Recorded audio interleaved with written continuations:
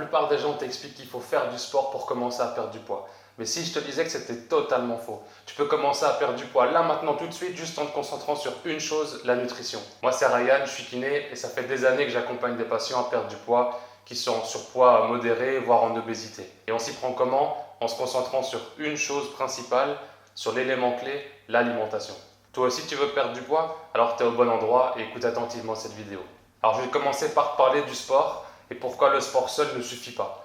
Alors le sport évidemment est hyper important, tu connais les bienfaits déjà donc je t'apprends rien.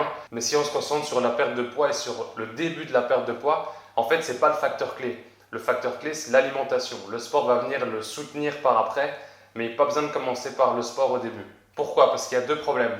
Si tu fais une séance relativement intensive, tu vas brûler quoi, 500, 600 calories, mais après tu vas te retrouver à manger un truc un peu plus riche et tu peux très vite te retrouver dans une situation où tu vas être en compensation. Et ça, c'est ce qu'on veut éviter. Est-ce que tu as déjà remarqué que tu avais super faim après une séance de sport intense? C'est tout à fait normal. C'est parce qu'en fait, le sport, ça stimule les hormones de la faim, notamment la gréline, et du coup, tu as super faim après. Donc si tu manges sans contrôler, sans justement en mangeant comme ça, tu peux te retrouver dans la situation où tu vas manger plus que ce que tu as consommé. Et là, c'est catastrophique. C'est vraiment ce qu'on veut éviter. Et c'est l'erreur classique que font tout le monde. Moi-même, j'ai fait cette erreur-là avant et c'est pour ça que je stagnais. Maintenant, une fois qu'on a dit ça, le sport, c'est hyper important pour maintenir ta perte de poids et pour la poursuivre par après. Je m'explique. Tu vas commencer. Imaginons que ça dépend évidemment de là où tu démarres. Si tu as beaucoup de poids à perdre, si tu es à l'aise avec ton corps ou pas. Évidemment, si tu n'as que 2-3 kilos à perdre, oui, commence avec le sport aussi, il n'y a pas de souci. Mais quand tu as beaucoup de poids à perdre, que tu es un peu mal à l'aise, etc., aller au sport et tout, l'alimentation, tu commences par ça. Et dans un second temps, quand ça ira mieux, là, on mettra l'accent sur le sport et tu pourras te lancer. Et c'est ce que je dis aux patients qui viennent me voir. Je leur explique que du coup, la nutrition, c'est le levier à actionner en numéro 1. Donc, je vais te dire un petit peu exactement ce que je leur dis. Une liste d'étapes à respecter avant de passer au sport. Donc, la première chose, c'est l'erreur que tout le monde fait, c'est on mange trop de sucre raffiné et d'aliments ultra transformés. Donc ça, je te demande de diminuer un maximum. Ensuite, au niveau des légumes, là, tu essaies d'en mettre un maximum à chaque repas. Légumes verts, des fibres, un petit peu de fruits aussi. Des protéines de bonne qualité, animales, végétales, des bonnes graisses et toujours des aliments bruts le maximum possible. Je t'explique pourquoi en 2 secondes. Les glucides, évidemment, tu peux les continuer, mais tu peux un tout petit peu les diminuer et je t'explique pourquoi. Alors, quand tu prends des glucides, ta quantité de sucre dans le sang, elle monte. Et du coup, tu sécrètes de l'insuline pour faire diminuer ce taux de sucre. Et le problème, c'est que l'excès de sucre, tu vas être directement stocké dans tes cellules graisseuses, tu vas prendre du gras. C'est pour ça que nous, ce qu'on veut, c'est garder un taux de sucre relativement bas, une insuline relativement basse, pour que ton corps se mette en mode brûlage de gras, il brûle ses propres réserves. Maintenant, je vais te parler du jeûne intermittent, ce qui est une méthode assez connue, mais au final, pas tant que ça. Il y a beaucoup de confusion sur ce sujet. Alors, le jeûne intermittent, il ne s'agit pas de se priver, c'est juste jeûner, ne pas manger pendant une certaine période. Le plus souvent, c'est on va dire que tu manges le soir, tu ne manges pas au petit déjeuner et tu remanges à midi. C'est ce qui se fait le plus. Après, il y a plein de formes de jeûne, mais voilà, on ne va pas rentrer dans le détail maintenant.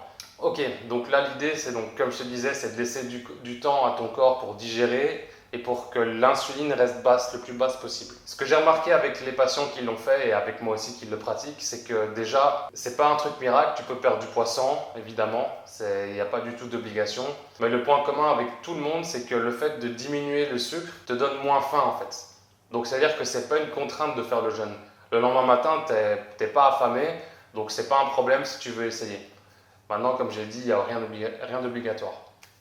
Maintenant, je vais te parler des 2 points les plus sous-cotés, mais tellement importants, c'est le sommeil et le niveau de stress. Alors, si on commence par le sommeil, très important la quantité et la qualité de sommeil. Pourquoi? Parce que si tu manques de sommeil ou que tu dors mal ou que tu te réveilles tout le temps, le problème c'est que tu vas ralentir ton métabolisme, tu vas brûler beaucoup moins de calories et c'est un peu catastrophique. Et en plus de ça, tu vas être irritable, tu vas avoir faim, tu vas stocker du gras. Enfin, voilà, on veut vraiment éviter. Donc le conseil que je te donne, c'est éventuellement un test de sommeil pour voir si tu ronfles beaucoup, si tu as des apnées du sommeil, peut-être consulter s'il faut, c'est toujours mieux. Et vérifier la literie dans laquelle tu dors. Je vais te raconter une anecdote, j'ai un patient, il a eu mal au dos, subitement, il est venu me voir et on ne comprenait pas. Au bout d'1 ou 2 séances, j'ai demandé, mais il dort sur du béton ou qu'est-ce qui se passe? Et en fait, il s'est rendu compte que les lattes de son lit, au niveau de son bas du dos, elles étaient complètement pétées, elles étaient flinguées. Donc ça aussi, fais attention, c'est des petits détails, mais voilà, il faut vraiment faire gaffe à ça. Et maintenant le stress, alors le stress c'est très important parce que quand tu stresses, tu sécrètes du cortisol. Et du coup ton sucre dans le sang monte. Et c'est le même cercle vicieux que tout à l'heure. Donc tu vas avoir faim, tu vas avoir envie de manger du sucre, tu vas stocker du gras. Donc vraiment, le conseil que je peux te donner pour le stress, c'est d'abord le quantifier. Donc peut-être dans la journée, essayer d'être conscient quand tu stresses, qu'est-ce qui te stresse, pourquoi.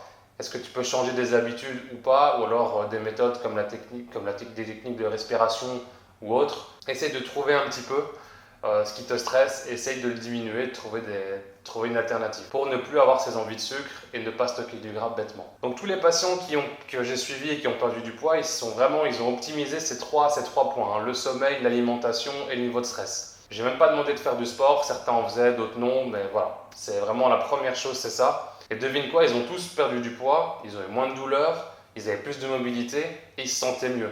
Et après, ils ont pu reprendre ou commencer le sport dans un bien meilleur état.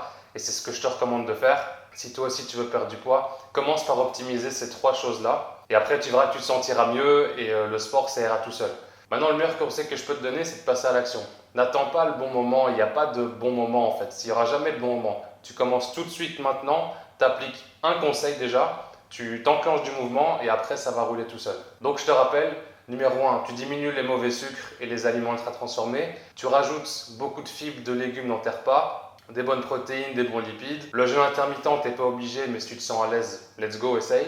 Et tu optimises à fond ton sommeil et ton niveau de stress, tu essayes de le diminuer un maximum. Voilà, dis-moi en commentaire quelles premières habitudes tu es prêt à mettre en place là, maintenant, tout de suite. Si la vidéo t'a plu, n'hésite pas à la liker, à t'abonner aussi, ça m'aide énormément à faire connaître la chaîne. Et moi, je te dis à très vite pour une nouvelle vidéo.